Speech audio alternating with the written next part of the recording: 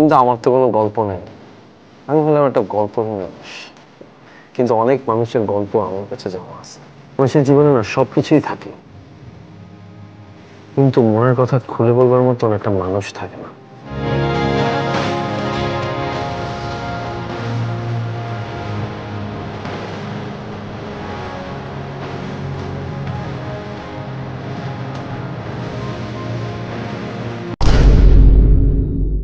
কিন্তু আমার তো কোনো গল্প নেই। আমি হলাম একটা গল্পহীন মানুষ, কিন্তু অনেক মানুষের গল্প আমার কাছে জমা আছে। মানুষের জীবনে না সবকিছুই থাকে, কিন্তু মনের কথা খুলে বলবার মতন একটা মানুষ থাকে না।